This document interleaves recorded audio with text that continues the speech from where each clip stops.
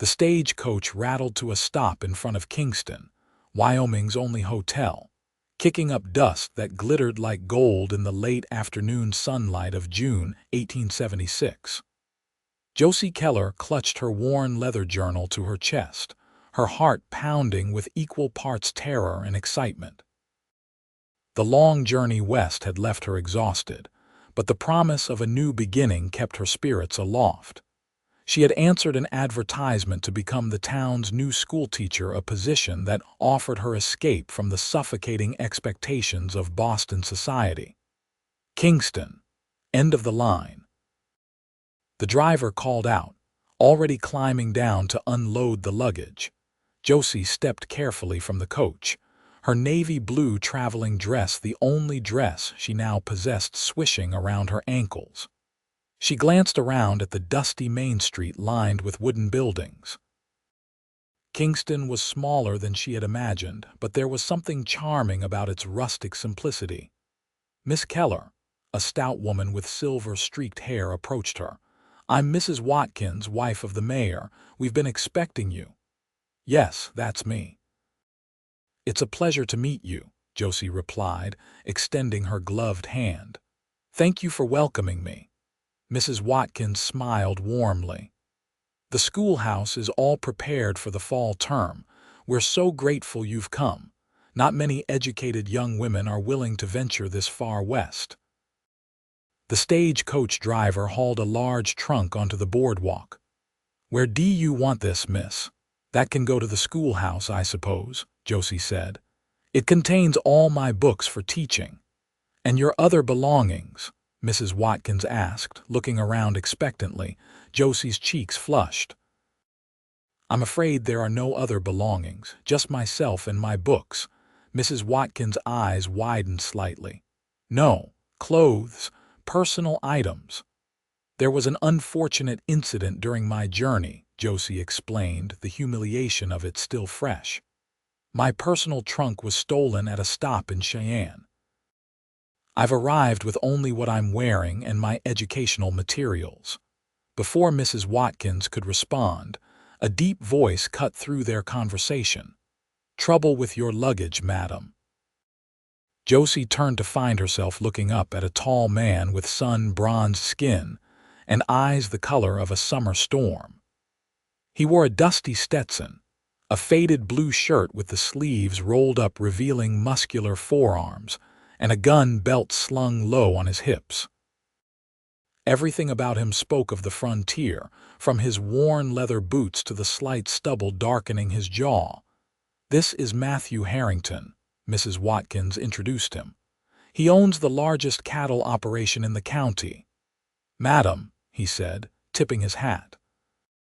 His eyes lingered on her face with an intensity that made her pulse quicken.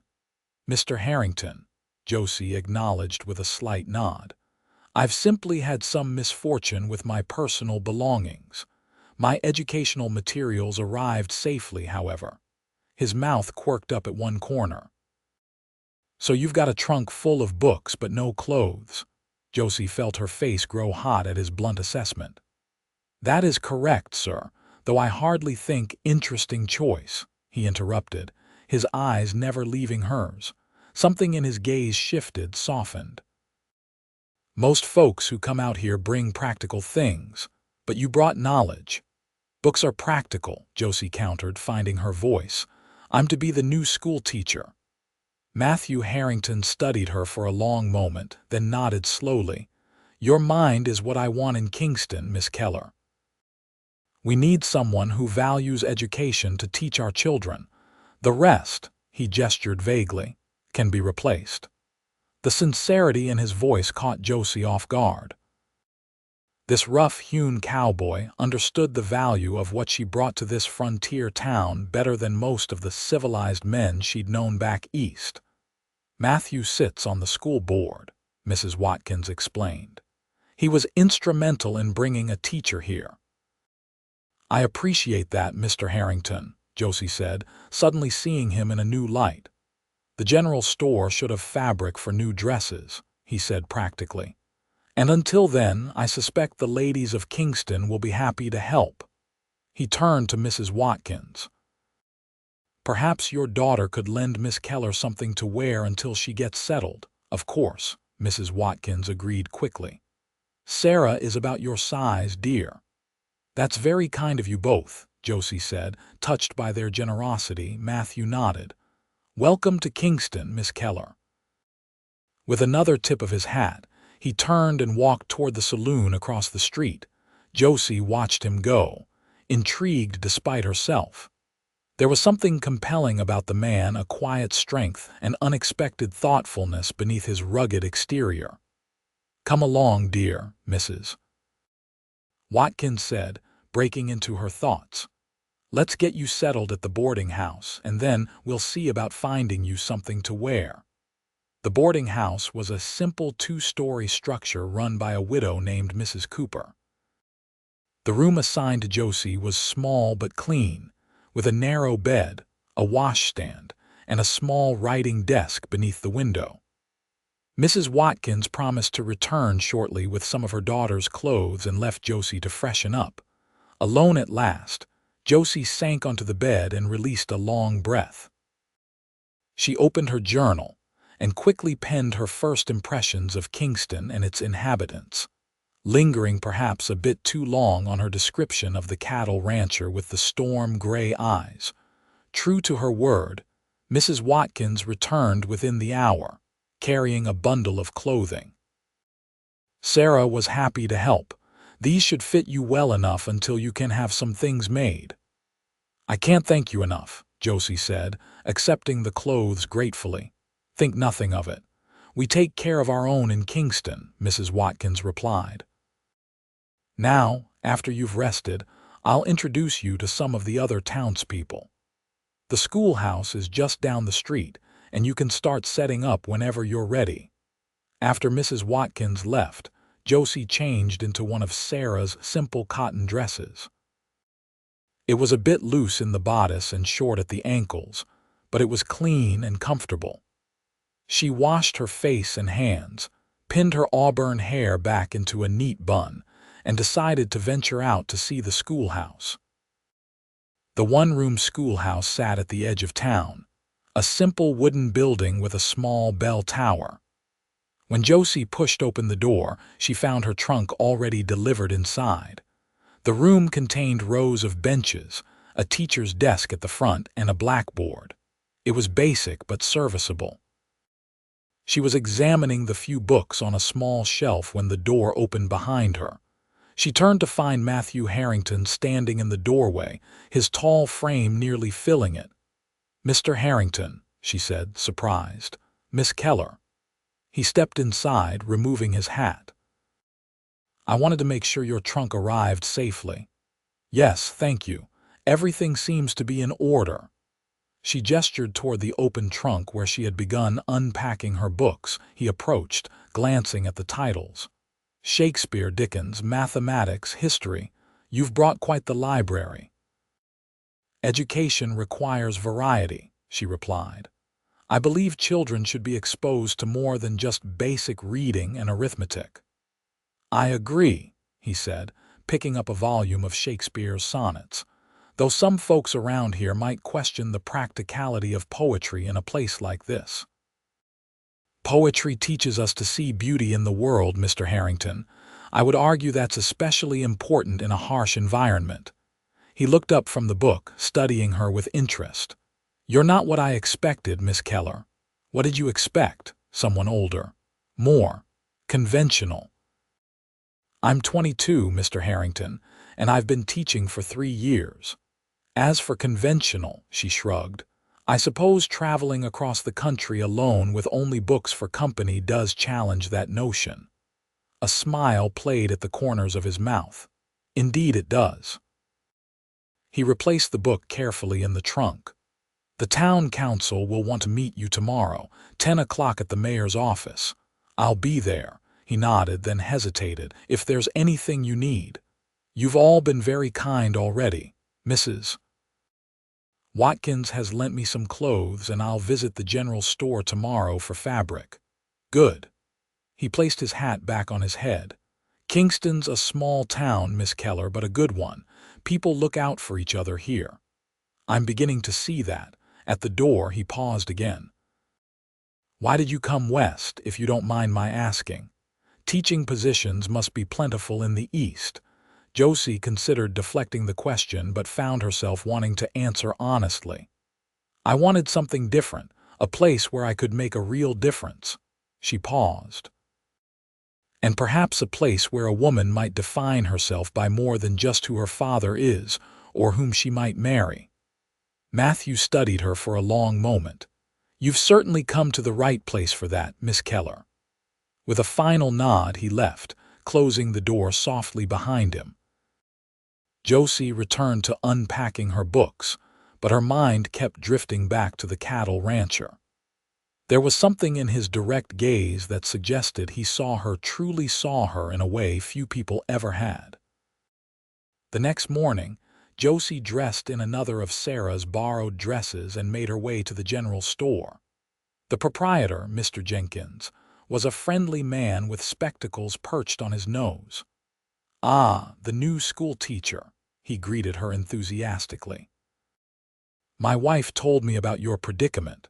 We've got some nice calico that just came in on the last supply wagon." Josie selected several bolts of fabric practical cottons in navy, brown, and a cheerful blue along with the necessary notions. "I'll have these delivered to Mrs.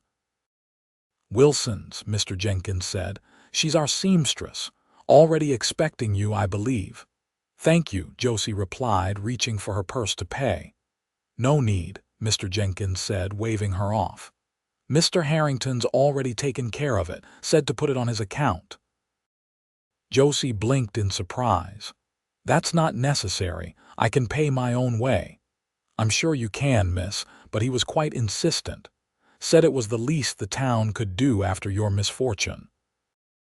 Unsure whether to be grateful or annoyed at the presumption, Josie thanked Mr. Jenkins and left the store, nearly colliding with Matthew Harrington himself on the boardwalk outside.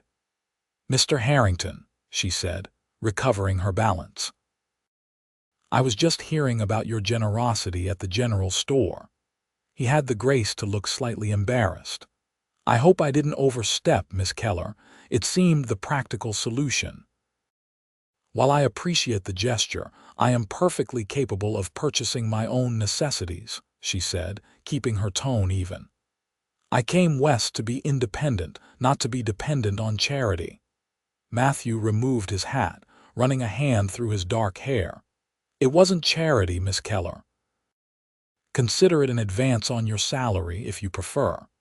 The school board would have provided a stipend for your settling in expenses regardless." Josie hesitated, torn between pride and practicality. "Very well," she finally conceded. "But in the future, I would appreciate being consulted before such arrangements are made on my behalf." "Duly noted," he replied, a hint of amusement in his eyes. "I've learned my lesson. Never get between a determined woman and her independence." Despite herself, Josie smiled. "A wise policy, Mr. Harrington. Are you headed to the mayor's office now? I'm going that way myself." She nodded, and they fell into step together along the boardwalk. Kingston was coming to life around them, with shopkeepers opening their doors and wagons rumbling down the main street. "How long have you been in Wyoming territory, Mr. Harrington?" Josie asked, genuinely curious about this man who seemed to hold such influence in town. "Going on 15 years now," he replied. "Came west after the war with not much more than a horse and a dream. Started working cattle for other ranchers, saved up, bought my own land." His voice held pride but not boastfulness. "The rocking H is up to 8,000 acres now. That's quite an accomplishment," he shrugged. "Been fortunate and stubborn." He glanced at her. "What about your family back east? They must have had concerns about you coming west alone." "My parents passed away 5 years ago," Josie said quietly. "Influenza. I've been teaching and living with my aunt since then." "I'm sorry to hear that," Matthew said, his voice genuinely sympathetic. "Thank you." My aunt is a good woman, but she has very definite ideas about how a young lady should conduct herself. When I saw the advertisement for a teacher in Wyoming territory, she smiled. Well, let's just say she was less than supportive of my decision. It takes courage to leave everything familiar behind, Matthew observed. Not everyone has that. They had reached the mayor's office, a modest building with Kingston Town Hall painted above the door in faded letters. Ready to meet the town council? Matthew asked, holding the door open for her. As ready as I'll ever be, Josie replied, straightening her borrowed dress before stepping inside. The meeting with the town council went well. Mayor Watkins, a portly man with an impressive mustache, welcomed her warmly. The council members, including the doctor, the banker, and 2 local businessmen besides Matthew, all seemed genuinely pleased to have a qualified teacher for their children. School term starts September 1st, Mayor Watkins informed her. We've got about 30 children of school age in Kingston and the surrounding farms and ranches.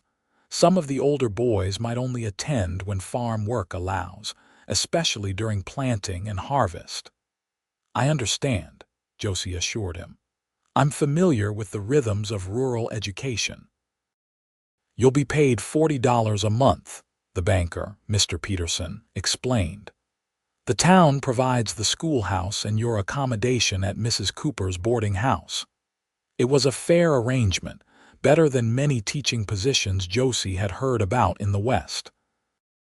She signed the contract they presented, feeling a surge of pride at making this new beginning official. After the meeting, Matthew walked with her back toward the boarding house. You made a good impression, he told her. Peterson's not usually so generous with the town's money. Josie laughed. I'll take that as a compliment then. You should. The last teacher lasted less than a month before deciding frontier life wasn't for her. What happened to her? Caught the next stagecoach east after the first dust storm hit. Said she couldn't abide the dirt. His expression was amused. Wyoming isn't for everyone. Well, I don't mind a little dirt, Josie assured him, and I fully intend to succeed here, Mr. Harrington. I believe you will, Miss Keller. There was that direct gaze again, making her feel as though he were seeing something in her that others missed. I should get back to my ranch. Good day to you. Good day, Mr. Harrington. Josie watched him stride toward the livery stable where his horse was presumably waiting. There was something magnetic about him, a quiet confidence that drew the eye. She reminded herself that she had come west to focus on her career, not to be distracted by a handsome cattle rancher, no matter how intriguing he might be. The next few weeks passed in a flurry of activity as Josie prepared for the upcoming school term. Mrs. Wilson, the seamstress, crafted 3 new dresses for her practical, modest garments suitable for a schoolteacher. The ladies of Kingston proved generous, donating various necessities to help replace what had been stolen. A nightgown, undergarments, a shawl, even a pretty bonnet for church. Josie spent her days organizing the schoolhouse, cataloging her books, and creating lesson plans. She met many of her future students during Sunday services at the small white church, where Reverend Thomas presided with a gentle authority. Matthew Harrington appeared in town only occasionally, busy with ranch work, but their paths crossed at church, and once at a small social gathering held by the mayor's wife. Each time, Josie found herself more drawn to him, to his thoughtfulness, his intelligence, and the quiet way he observed everything around him. One afternoon in early August, as Josie was working in the schoolhouse, a commotion outside drew her attention. She stepped onto the small porch to see a wagon pulling up, driven by a young man she recognized as one of Matthew's ranch hands. Miss Keller, the young cowboy called out, tipping his hat. Mr. Harrington sent these for the school. He gestured to the back of the wagon, which was filled with wooden desks and chairs. Desks? Josie approached the wagon in surprise. Yes'm, made them himself. Said the kids deserved proper places to sit and write, not just those old benches. Josie's heart gave a peculiar flutter. He made these? Yes'm. Been working on them evenings for weeks now. Said not to tell you till they were done. With the help of the ranch hand and several men from town who noticed the delivery, the old benches were removed and the new desks arranged in neat rows. Each desk had a smooth writing surface, a shelf underneath for books, and an attached chair. They were simple but beautifully crafted, the wood sanded smooth and varnished to a soft shine. After the men had left, Josie sat at one of the desks, running her fingers over the polished surface. Such thoughtfulness overwhelmed her. This wasn't charity, this was a genuine investment in the education of Kingston's children.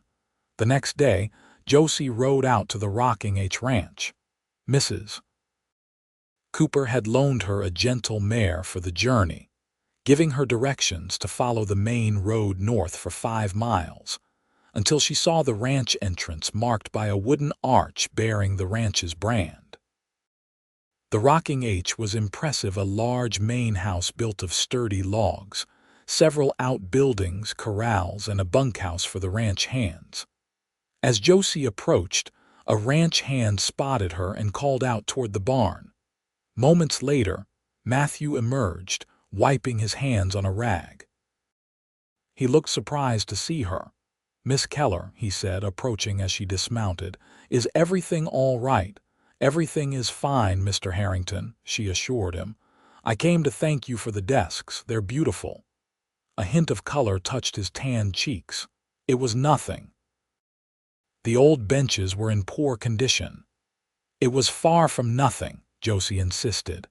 "You spent weeks crafting them. That's incredibly generous," he shrugged, looking almost uncomfortable with her gratitude.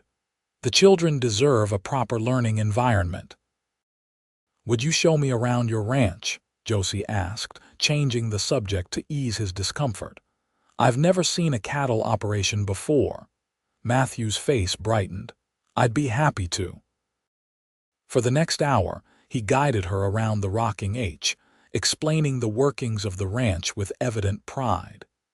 He showed her the corrals where young horses were being trained, the barn with its neat rows of tack, and introduced her to several of his ranch hands.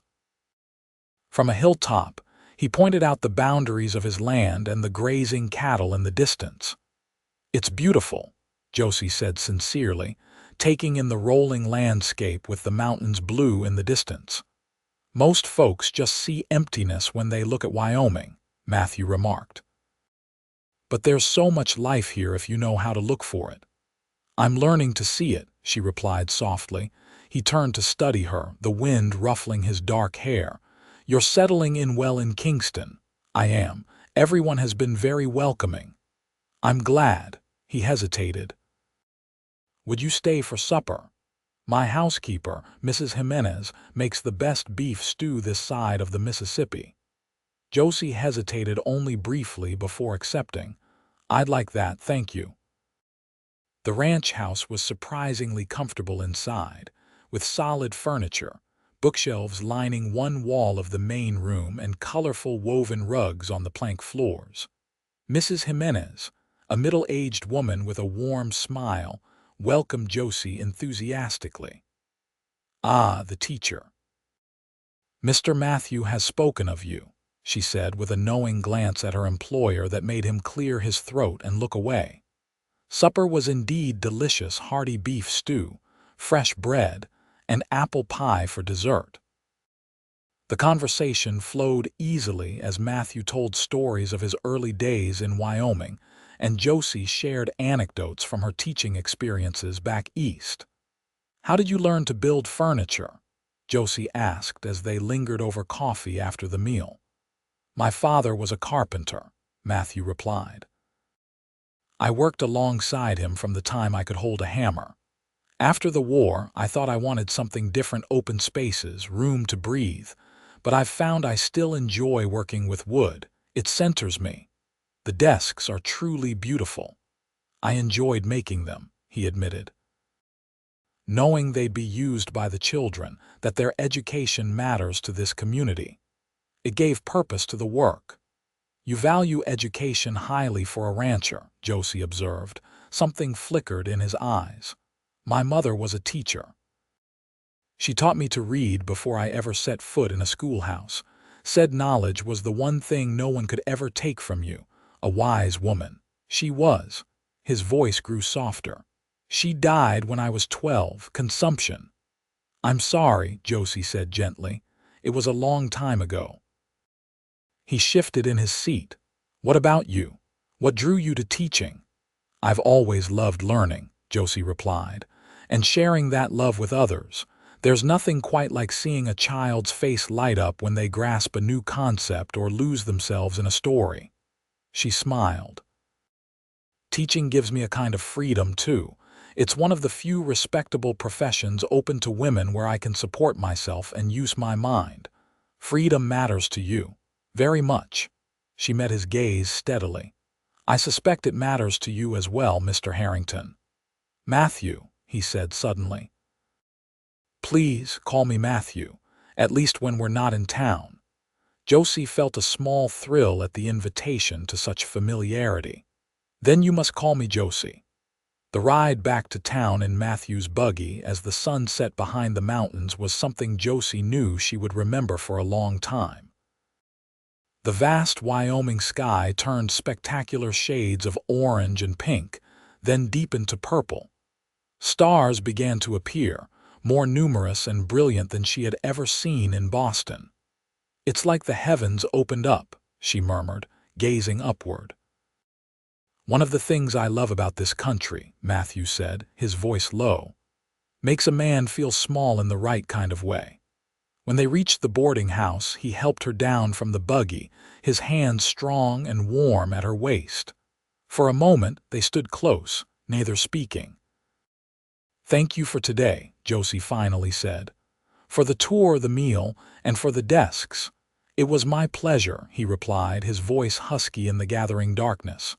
Good night, Josie. Good night, Matthew. As August turned to September, the school term began. Josie found herself busy from dawn until dusk, but she loved every minute of it. Her students ranged in age from 6 to 16, with varying levels of previous education. Some were surprisingly advanced, while others needed to master basic skills. Kingston's children proved eager to learn, though, and Josie quickly developed a routine that engaged them all. The older students helped the younger ones when they finished their own work, and Josie instituted a reading time where children could explore the books she had brought from the East. The new desks were a hit with the children, who proudly showed their parents the smooth writing surfaces and the cubbies for their books and slates. Several parents commented to Josie about Mr. Harrington's generosity, and it was clear that the rancher's standing in the community was already high. Matthew himself came to town more frequently as autumn approached. He often found reasons to stop by the schoolhouse after hours, sometimes bringing small gifts, wild flowers he had picked, a particularly interesting rock formation for the science table, once even a hawk feather for Josie to use in her writing lessons. Their friendship deepened with each encounter. Josie found herself looking forward to his visits, to their conversations about books, teaching methods, and life in the West. She learned that beneath his quiet exterior was a thoughtful, well-read man with definite opinions but an open mind. For his part, Matthew seemed fascinated by Josie's determination and independence. He respected her intellect, often asking her views on matters ranging from territorial politics to literature. Unlike many men Josie had known, he genuinely valued her thoughts and never spoke to her as if she were somehow lesser for being a woman. One crisp October day, as red and gold leaves drifted down from the cottonwood trees along the creek, Matthew invited Josie to ride with him on Sunday afternoon. There's a place I'd like to show you, he said. If you're willing. I'd love that, Josie replied, her heart quickening at the warmth in his gray eyes. Sunday dawned clear and cool. After church, Josie changed into her most practical dress and met Matthew at the livery stable. He had saddled 2 horses, his own sturdy gelding and a gentle bay mare for Josie.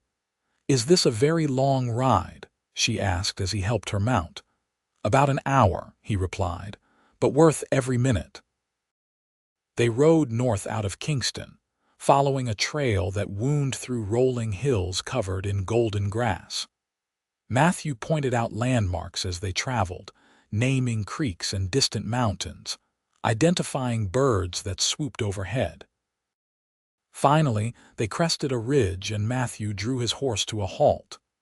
"There," he said simply, pointing ahead. Josie gasped. Below them stretched a hidden valley, bisected by a clear stream bordered by cottonwoods and willows in autumn splendor. The late afternoon sun bathed everything in golden light, making the yellow leaves shine like coins and the red ones glow like embers. "It's magnificent," she breathed.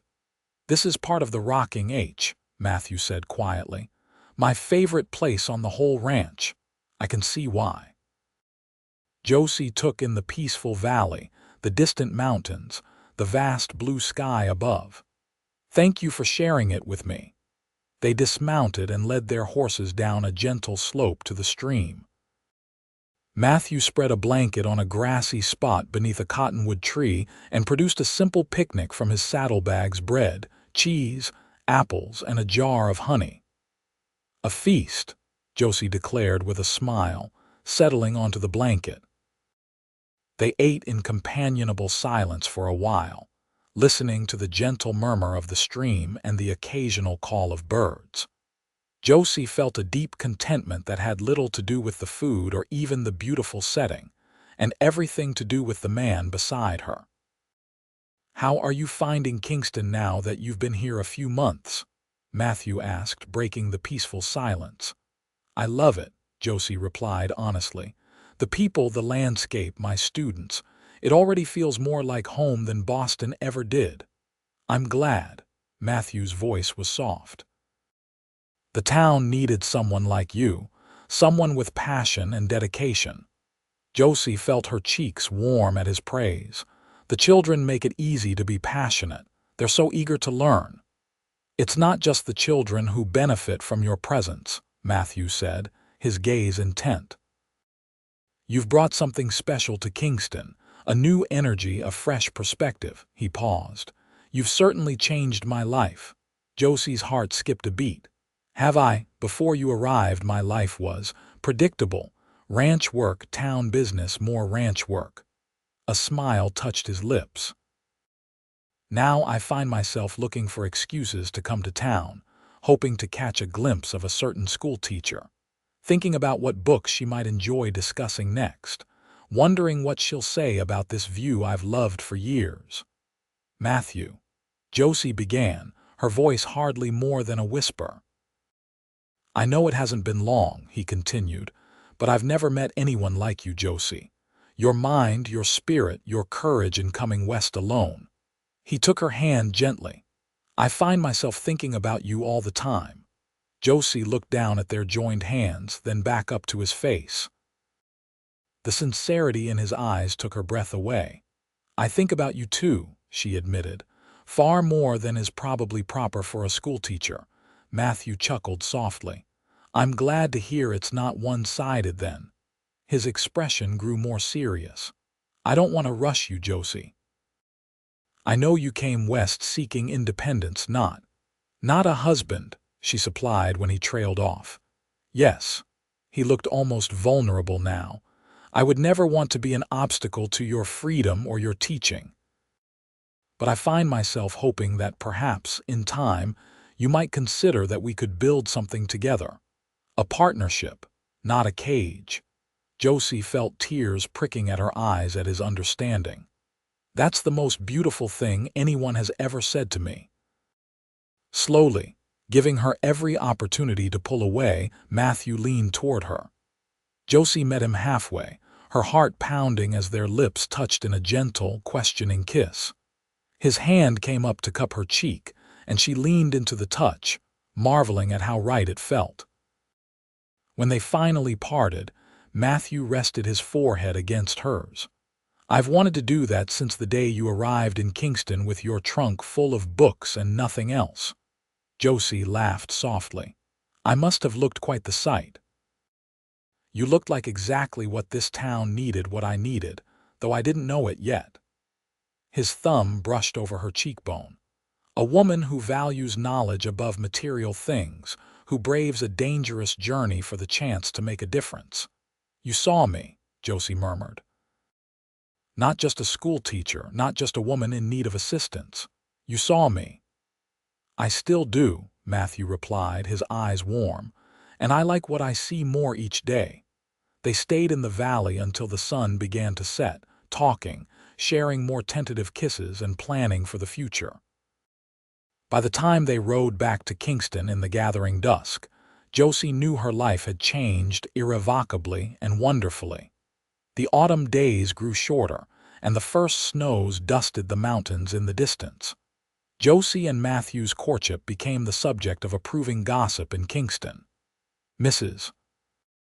Watkins, especially, seemed pleased with the match, often inviting them both to Sunday dinner after church. Josie continued teaching, pouring her heart into educating Kingston's children. Some afternoons, Matthew would arrive at the schoolhouse after the children had gone home and listen as she shared stories about her day, a student's breakthrough, a clever question, a humorous misunderstanding. He always listened intently, asking thoughtful questions and offering insights.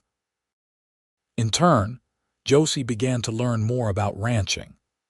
On Saturdays, she often rode out to the Rocking H, where Matthew showed her the operations of the cattle business. She met his foreman, the experienced Hank Taylor, and several of the ranch hands who clearly respected their boss immensely. "You're good for him," Hank told her one day as they watched Matthew demonstrate breaking a young horse to one of the newer hands. "Never seen him smile so much as he has these past months." "He's good for me too," Josie replied, her eyes following Matthew's confident movements in the corral. As Christmas approached, the town of Kingston prepared for its annual holiday celebration. The schoolchildren practiced a Christmas pageant under Josie's direction, and every business along the main street hung evergreen boughs and red ribbons. Matthew invited Josie to accompany him to the Christmas dance at the town hall. "It's the social event of the year in Kingston," he told her with a grin. "Such as it is."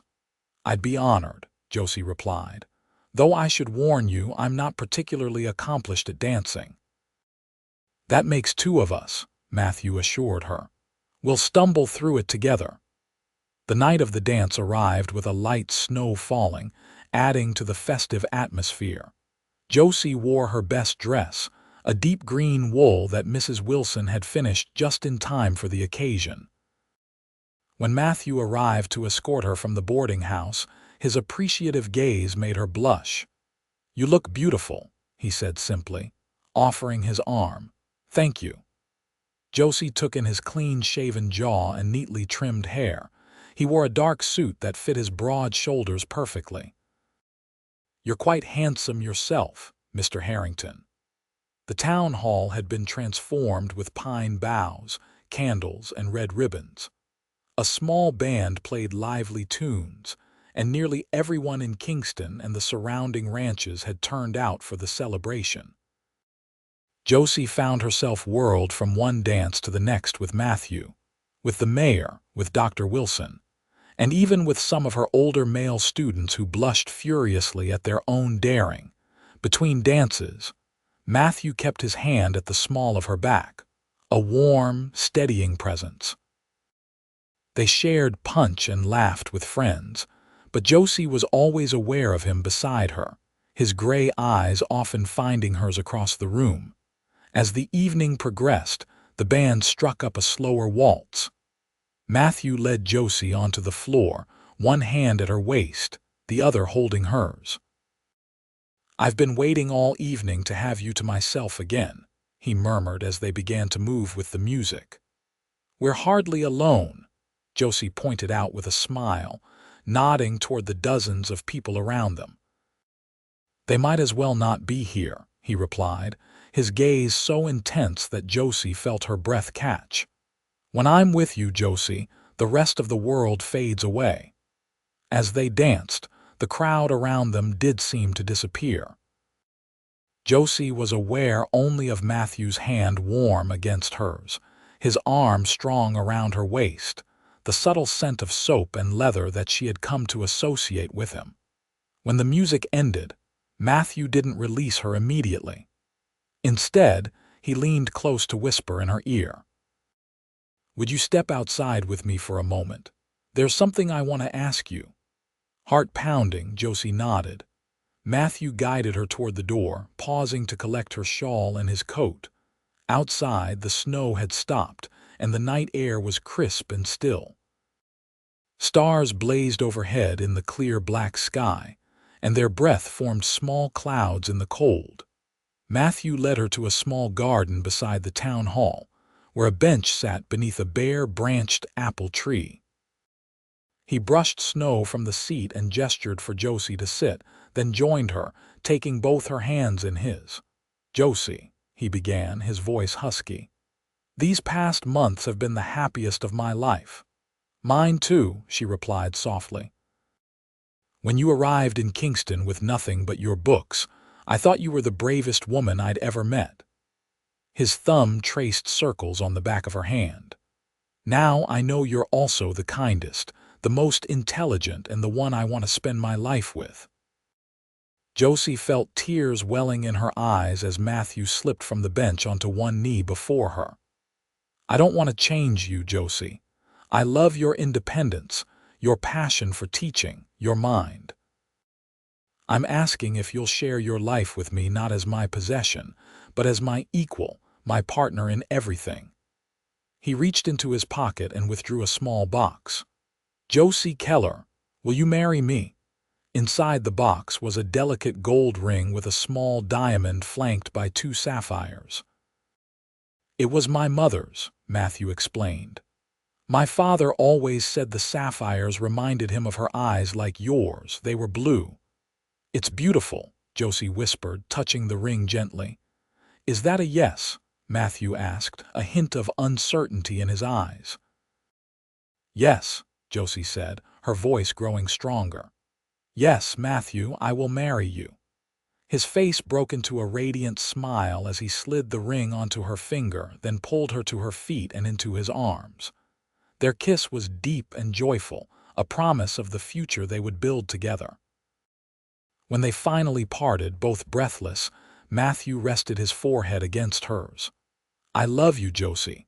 Your mind, your heart, your spirit, everything about you." "I love you too, Matthew," she replied. "I came west seeking a new beginning, but I found so much more than I ever dreamed." They returned to the dance, where their news spread quickly through the crowd. Congratulations poured in from all sides, along with knowing smiles that suggested many had been expecting this development. "I knew it from the moment he saw you step off that stagecoach, Mrs. Watkins told Josie with satisfaction. "The way he looked at you when you mentioned your trunk of books like you were the most fascinating creature he'd ever encountered." "She was," Matthew said simply, his arm around Josie's waist. "She still is." They decided on a spring wedding, after the worst of winter had passed, but before the busy season of calving began at the ranch. Josie would continue teaching through the end of the school year in June, and they would live at the Rocking H, with Matthew adding a separate study for Josie where she could work on lesson plans and correspondence. "And perhaps, in time, we might start a small school at the ranch for the children of our workers," Matthew suggested one evening as they discussed their future. "Many of them live too far from town to attend regularly." "I'd love that," Josie replied, touched by his thoughtfulness. The winter passed with frequent visits between town and ranch, despite occasional storms that made travel difficult. When the trails were impassable, Matthew and Josie exchanged letters, carried by ranch hands who made the journey for supplies. Josie treasured these messages, keeping them tied with a ribbon in her trunk alongside her most precious books. In one letter, Matthew wrote, "I find myself grateful every day that you arrived with only your books. Had your trunk of clothes not been stolen, I might never have had the opportunity to speak with you that first day. Sometimes what seems a misfortune turns out to be the greatest blessing." Spring came early to Wyoming that year. By mid-March, green grass was beginning to appear on the hillsides, and the cottonwoods along the creek showed the first hint of pale green buds. The date for the wedding was set April 15th, in the small church in Kingston. Mrs. Wilson crafted a beautiful wedding dress for Josie, simple but elegant, with delicate embroidery around the collar and cuffs. The women of Kingston organized a quilting bee, creating a wedding quilt with squares contributed by nearly every family in town. "It's a tradition," Mrs. Watkins explained as she showed Josie the nearly completed quilt. "Each square represents a wish for your marriage." Josie ran her fingers over the varied patterned stars, hearts, flowers, even tiny books on one square, obviously designed by one of her students. "It's the most wonderful gift I've ever received," she said, blinking back tears. The day before the wedding, a stagecoach arrived carrying a trunk from Boston. Josie's aunt had written in response to Josie's announcement of her engagement, apologizing for her earlier lack of support and sending some family heirlooms and a few of Josie's personal items she had left behind. "She says she hopes to visit us someday," Josie told Matthew as they unpacked the trunk together. "I think she's finally accepted my choice to come west." "I'm glad," Matthew replied, lifting out a framed photograph of Josie's parents. "Family is important even when they're far away." The wedding day dawned clear and mild, with a gentle breeze carrying the scent of spring flowers. Josie dressed in her new gown with the help of Mrs. Watkins and Sarah, who had become dear friends. Her hair was arranged in a simple but elegant style, with small white flowers tucked into the auburn waves. "You look radiant," Mrs. Watkins declared, stepping back to admire her. "Not nervous?" Sarah asked with a knowing smile. "Not at all," Josie replied truthfully. "I've never been more certain of anything in my life." The small church was filled to capacity with the people of Kingston and many of the ranch hands from the Rocking H. Sunlight streamed through the windows, casting rainbow patterns on the wooden floor as Josie walked down the aisle on Mayor Watkins' arm, having asked him to give her away in the absence of her father. Matthew waited at the altar, his eyes never leaving her face as she approached.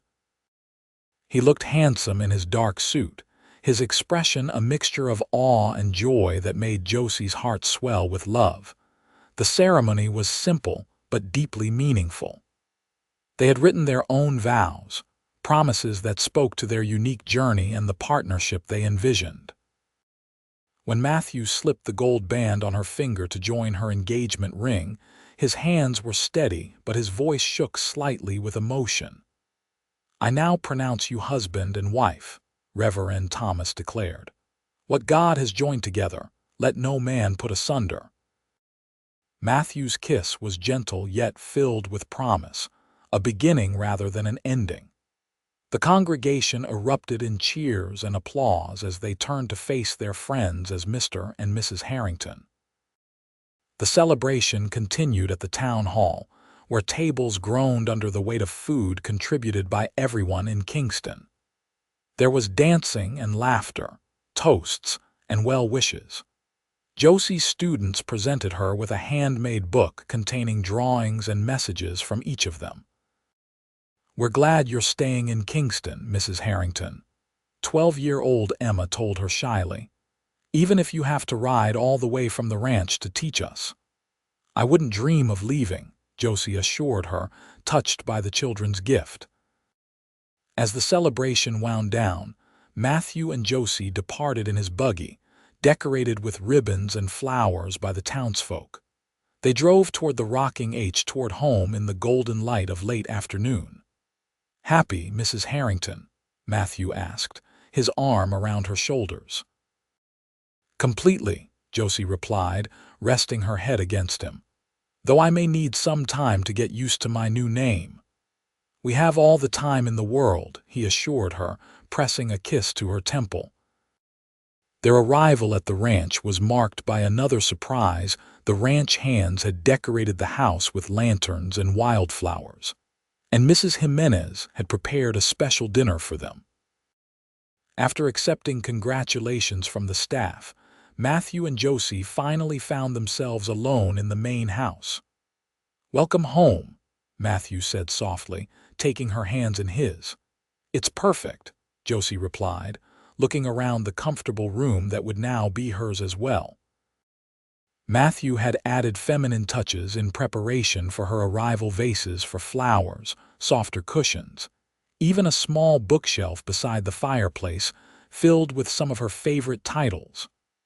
"I have one more surprise for you," he said, leading her toward a closed door off the main room. "I've been working on it for weeks." He opened the door to reveal a charming study. Bookshelves lined two walls, a desk sat beneath a large window overlooking the mountains, and a comfortable reading chair was positioned near a small fireplace. Most remarkably, the room already contained her books, carefully arranged on the shelves. "I had Hank bring your trunk from town yesterday," Matthew explained. "I wanted your books to be waiting for you." "It's wonderful," Josie breathed, taking in the thoughtful details: the inkwell on the desk, the lamp positioned for evening reading, the small vase of wildflowers on the windowsill. "I meant what I said about wanting a partnership," Matthew told her, his arm around her waist. "Your teaching, your mind, they're important to me because they're important to you. I want you to have space that's yours." Josie turned in his arms, overwhelmed by his understanding. "Have I told you today how much I love you?" "You have," he replied with a smile, "but I wouldn't mind hearing it again." "I love you, Matthew Harrington," she said, rising on her tiptoes to kiss him. "With all my heart." His arms tightened around her as he deepened the kiss. When they finally parted, his eyes were dark with desire. "And I love you, Josie Harrington. Today, tomorrow, and for all the days to come." That night, as they lay together in the soft darkness of their bedroom, Josie marveled at the journey that had brought her to this place, this man, this life. From a stagecoach arrival with nothing but books to a future richer than she had ever imagined. "What are you thinking?" Matthew asked softly, his fingers tracing patterns on her bare shoulder. "That sometimes the best journeys are the ones we never planned," she replied, nestling closer to him. "And that I'm very glad my trunk of clothes was stolen in Cheyenne." Matthew's chuckle rumbled through his chest beneath her cheek. "As am I, my love, as am I." The years that followed were full and rich. Josie continued teaching in Kingston, riding to and from the ranch each day during the school term. As they had discussed, she also established a small school at the Rocking H for the children of the ranch workers, holding classes 3 afternoons a week in a converted bunkhouse. Matthew's cattle operation prospered, and he added sheep to the ranch's livestock, a somewhat controversial decision that nevertheless proved profitable. The Rocking H became known throughout Wyoming territory for its progressive ranching practices and fair treatment of workers. 2 years after their wedding, Josie gave birth to their first child, a son they named James, after Josie's father. 2 years later, a daughter followed, whom they called Elizabeth, after Matthew's mother. Both children inherited their parents' love of books and the outdoors, growing up equally comfortable in a saddle or curled up with a story. As the children grew, so did Kingston. The arrival of the railroad in 1883 brought new opportunities and new residents.